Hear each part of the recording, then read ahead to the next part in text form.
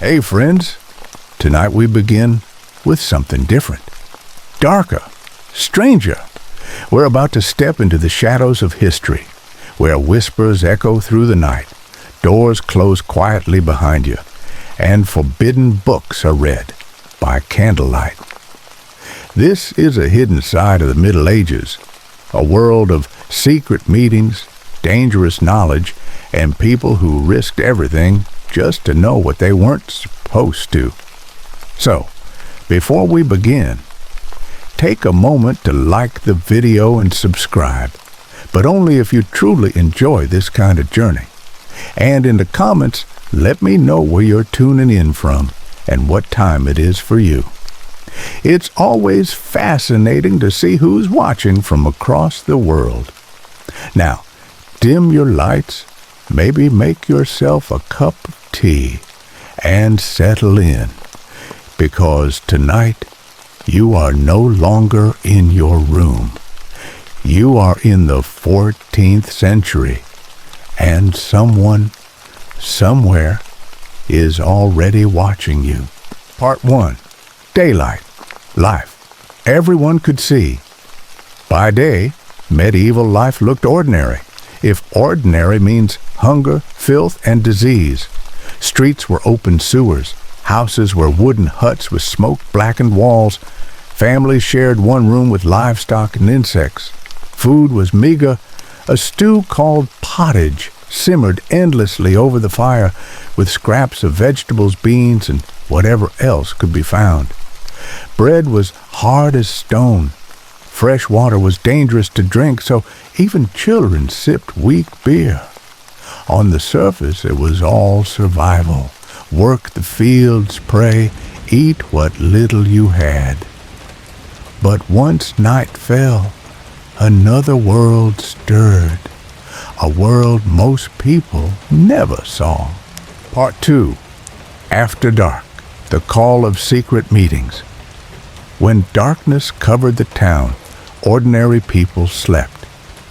But in hidden chambers and abandoned cellars, small groups gathered by candlelight.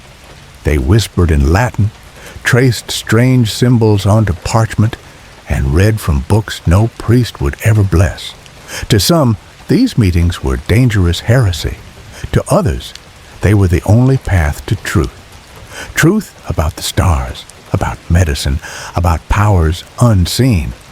But everyone agreed, if you were caught, the punishment was brutal, often fatal. Part 3. Forbidden books and dangerous knowledge. Knowledge in the Middle Ages was guarded tightly by the church. Ordinary villagers were not supposed to read scripture in their own language, let alone works on astronomy, medicine, or alchemy, but manuscripts circulated in secret. Hidden pages described the movements of the stars, cures for sickness, or even instructions for summoning spirits. Some were scientific, centuries ahead of their time. Others were dark, filled with rituals best left unread. Owning one of these books could mean trial, torture, or death. Yet people risked everything, because once you've seen a glimpse of forbidden knowledge, you cannot look away. Part 4. Secret societies and their purposes. From the Knights Templar to wandering alchemists, secret brotherhoods and shadowy orders left their mark on history. Some sought power, others protection, and a few simply wanted to preserve what they believed was true knowledge. Rumors surrounded them. Did they worship God or something else entirely? Were they guardians of wisdom or conspirators plotting to rule the world? No one knew for certain, but everyone feared their silence, their symbols, their hidden handshakes. Part 5. Darkness behind the everyday. By daylight you might see only a farmer bent over in the fields, but by night that same man could be kneeling before a candlelit altar, whispering words from a forbidden page. You might see a grand cathedral in the town square, but beneath it, in the damp catacombs, hidden manuscripts lay buried, waiting for the right reader to uncover them. Some of this hidden knowledge advanced medicine and science.